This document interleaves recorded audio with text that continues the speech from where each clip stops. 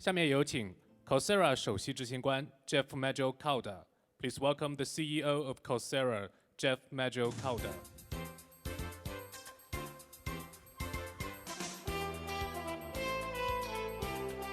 Thank you. It's a real honor to be here to address this crowd. Education and learning is a global challenge, and I think coming together and sharing ideas, not only about the kind of solutions that we're starting to see, but also the nature of the problem. In both those cases, collaboration is really important. So I'm very grateful to be able to share what we're learning at Coursera with this group. Coursera is a global learning platform, and my 20 minutes today will be broken into two sections. One is a little look at learners in China on Coursera and how they compare to learners in the rest of the world.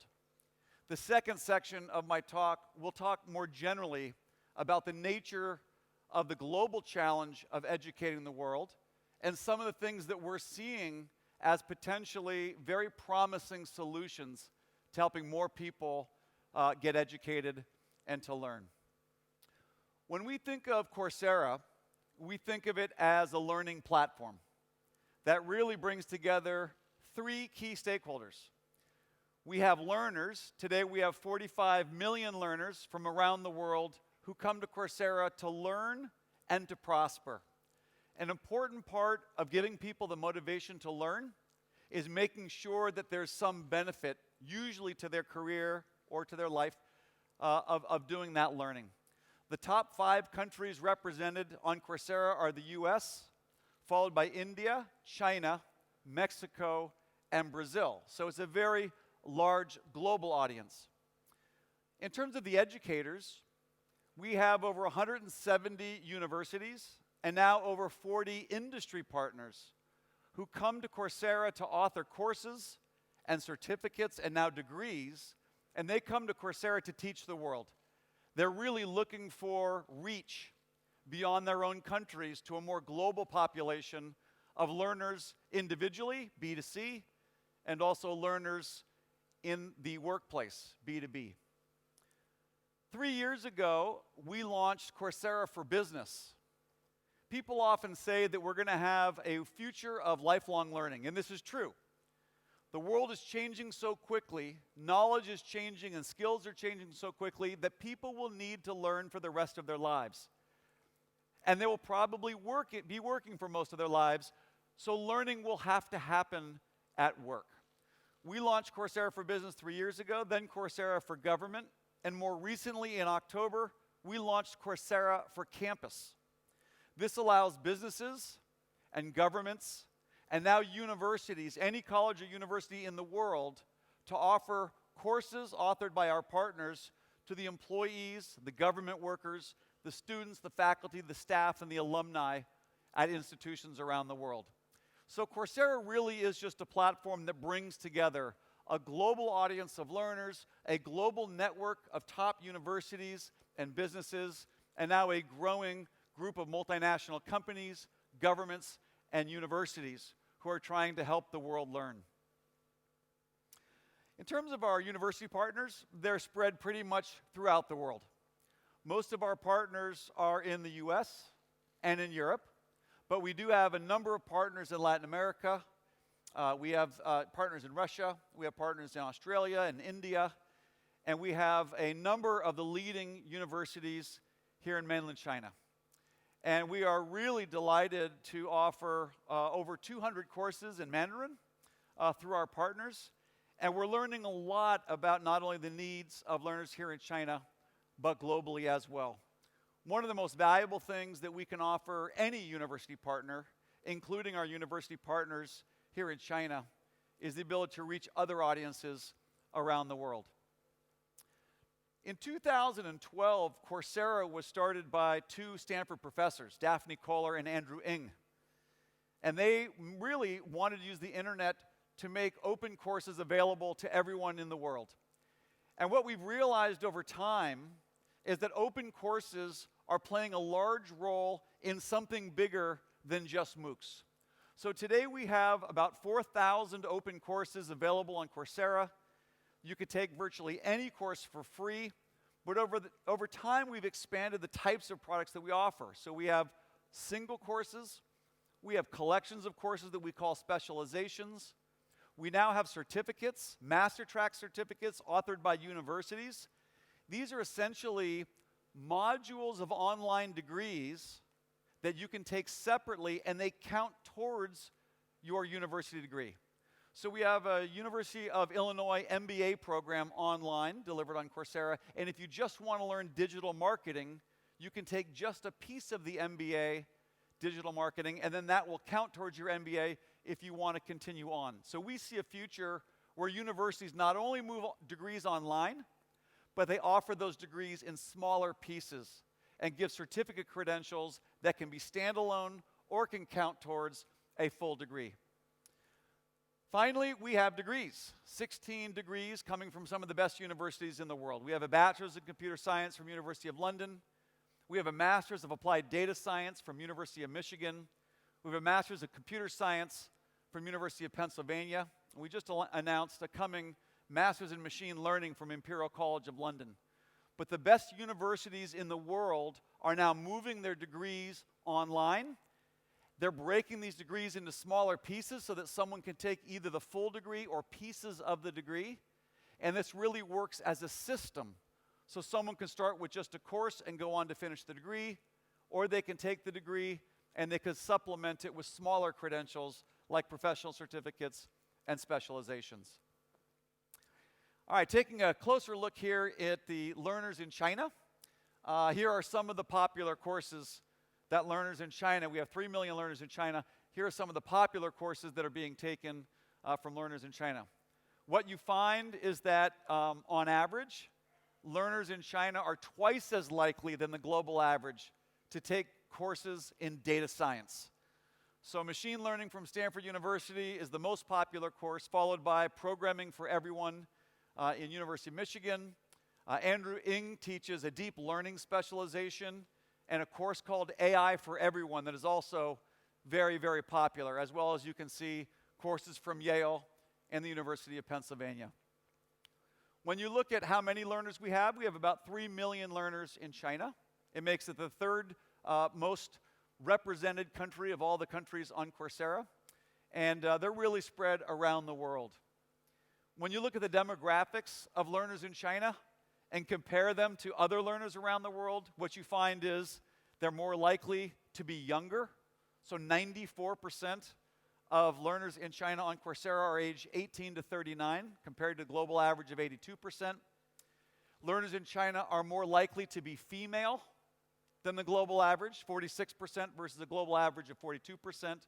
And they use mobile much more often to access Coursera compared to the global average. Now, we have been collecting data on learners all around the world since the day we started. We can both look at the types of courses that learners are interested in, plus when you take courses, how many people here have ever taken a course on Coursera? Just raise your hand. Okay, so maybe 20%. When you take courses on Coursera, you take assessment questions, and we track how well every single learner does on these assessments. And so we can compare the knowledge level of learners in China versus learners in other countries. In fact, we can compare learners in any company against any other company. Here's what we find in terms of what's popular. In business, the topics that are most popular among Chinese learners is very similar to the overall global population, mostly management, communication, and marketing courses. You can see a little bit more, 30% on average in China are preferring to take courses in finance compared to the global average. When you look at the skills benchmark, which is how well did those learners do on the tests in business compared to other countries in the world, you find that Chinese learners seem to do better than average in accounting finance and below average among the learners on Coursera in the other sectors. When you look at popular topics in China in computer science, you can see a larger percentage in operating systems, much lower in software engineering and human-computer interaction. When you look at the skill level, you see very high proficiency among Chinese learners taking security engineering courses, generally lower in computer networking, operating systems, and the other topics. And then finally, in data science, you can see a real heavy preference among Chinese learners on Coursera to take courses in data science. Mathematics, machine learning, and statistics are the three areas that Chinese learners seem to prefer the most. And when you look at the skill levels in mathematics, Chinese learners score in the 85th percentile globally, in statistics, 73rd percentile, and we've seen growing levels of competency in data management and machine learning. So that's a little bit of a snapshot of some of our learners in China on Coursera. And now what I'd like to do for the remainder of the talk is zoom out a little bit and look at the problem, the challenge of educating the world, and some of the ways that we think that challenge might be addressed. So I like to start with the primary driver of the need for educating people today that is greater than any time in human history. The real issue comes down to how fast the world is changing. The world is changing faster than it ever has before, driven by technology and globalization, especially things like artificial intelligence, cloud computing, Internet of Things, and the vast amount of data that are being collected is changing the nature of jobs. So the rate of change of technology is exponential, but the rate of change of human adaptability is more linear. And we're getting to a point where humans cannot keep up with the rate of change that's happening. It's redefining industries, it's redefining companies, it's redefining jobs, and this change is redefining the skills and knowledge that people need to do those jobs. And this is happening at a time when demographics is pushing a lot of young new workers into the workplace. So McKinsey estimates that over the next 10 years, 300 million people will enter the workforce. And they're not spread evenly. 100 million new people in the workforce in India. They're putting 1 million people into the workforce every month. And that'll happen in the foreseeable future. 60 million new workers in China, 40 million new workers in Brazil, and 100 million new workers in the entire rest of the world combined. So we have lots of people entering the workforce, and that's happening at a time when technology threatens to fundamentally change the nature of work and the kinds of skills required to do it. Because technology is going to be automating jobs that are predictable.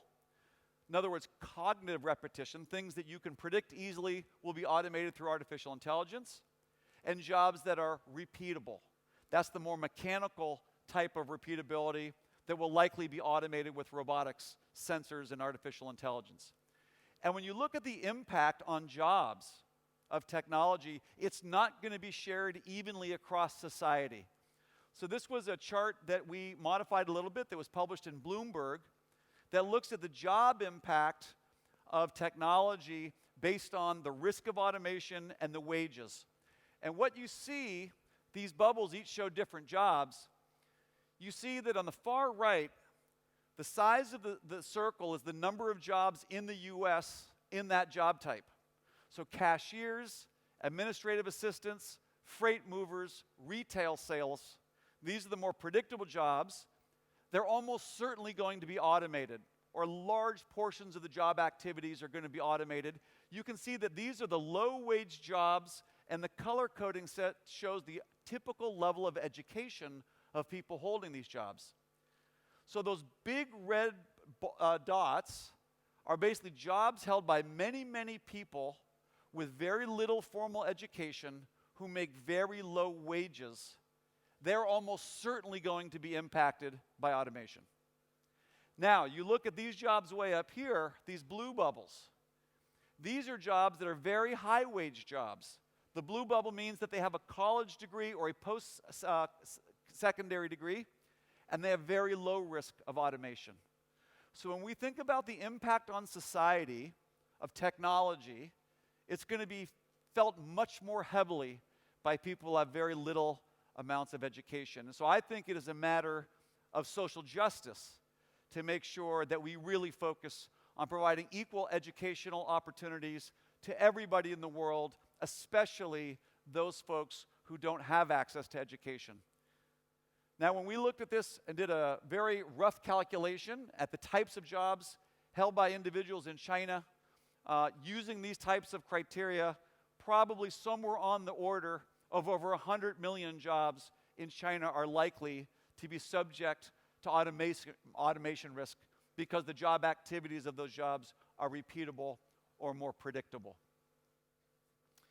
So when we first started Coursera, the two professors at Stanford, Daphne and Andrew, they put the courses out there and anyone in the world could come to use them, B2C. And that has really helped our company grow. But in the last 3 years, we've really also been advancing our mission at Coursera by helping not only individuals, but also helping institutions. Because most individuals learn in institutions.